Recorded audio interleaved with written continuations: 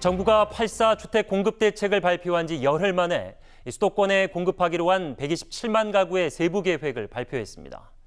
공공택지로 84만 가구, 재건축, 재개발을 통해 43만 가구를 공급하기로 했습니다. 먼저 이재상 기자입니다. 정부가 수도권 주택 공급 안정화를 위해 총 127만 가구를 공급하기로 했습니다. 우선 서울에는 36만 4천 가구가 들었습니다. 모두 75만 7천 가구가 공급되는 경기도를 살펴보면 서부권이 18만 9천 가구, 동부권 14만 2천 가구, 동남권 15만 가구, 서남권에 27만 5천 가구가 배정됐습니다. 3기 신도시 5곳도 포함됐습니다. 남양주 왕숙지구 6만 6천 가구, 하남 교산 3만 2천 가구, 고양 창릉 3만 8천 가구, 부천 대장 2만 가구, 인천 계양에 1만 7천 가구를 공급할 계획입니다. 정부는 내 집 마련의 기회가 중단 없이 제공되도록 주택 공급 물량을 최대한 확보한다는 측면에서 활용 가능한 모든 수단과 메뉴를 제로 베이스에서 검토하였습니다. 유형별로는 공공택지 84만 가구와 재건축, 재개발을 통해 43만 가구를 공급할 예정입니다. 정부는 올해 17만 9천 가구를 시작으로 2021년 20만 1천 가구, 2022년 19만 5천 가구, 2023년 이후 65만 3천 가구 공급을 추진하기로 했습니다.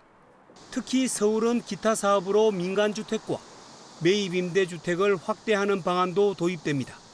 민간이 직접 택지를 개발해 공급하는 주택 물량과 도심주택을 매입해 임대 공급하는 매입 임대로 연 1만 4천 가구 이상을 확충할 방침입니다.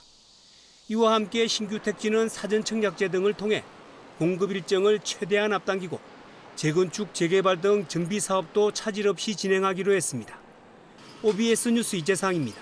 이번 대책으로 서울에는 모두 36만 가구의 주택 공급이 추진되는데요. 이 중 공공, 고밀 재건축 등을 통한 공급 물량이 9만 가구에 달해 이 주민과 자치단체의 반발이 클 경우 공급에 차질을 빚을 전망입니다. 이어서 김용재 기자입니다. 서울에서 입지가 확정된 공공택지 공급 물량은 모두 11만 8천 가구, 강남 지역은 6만 가구, 강북 지역은 5만 가구입니다. 먼저 동남권은 서울의료원과 서울지방조달청 등 부지에 4만 1천 가구가 공급될 예정입니다. 영등포 쪽방촌과 마곡 미매각 부지 등 서남권에서도 19,000 가구의 공급이 추진됩니다. 서부권은 서부면허시험장과 캠프킴 등에서, 동부권은 태릉 골프장 등을 통해 각각 2만 5천 가구 이상 공급합니다. 정부는 정비사업과 제도 개선으로 서울 주택 공급을 뒷받침할 방침입니다. 공급 규모는 모두 20만 6천 가구, 기존 정비사업장에서 11만 6천 가구, 공공재개발과 공공참여형 고밀 재건축을 통한 9만 가구가 포함됐습니다. 문제는 공공재개발과 고밀 재건축입니다. 공공임대를 전제로 아파트를 50층까지 높일 수 있지만 조합원이 반대하면 추진이 어렵기 때문입니다. 늘어나는 용적률의 상당 부분을 기부 체납해야 하는 조건 등도 걸림돌로 작용하고 있습니다. 개발 이익이 남는 경우에는 개발 이익 환수에 관한 법률에 의해서 재건축은 재건축 초과이익 환수에 관한 법률에 의해서 다시 또 최대 50%까지 또 환수돼야 되기 때문에 여기에 공공임대주택 건설을 두고 지자체의 반발도 큰 상황.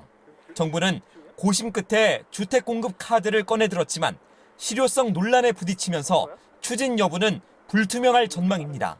OBS 뉴스 김용재입니다.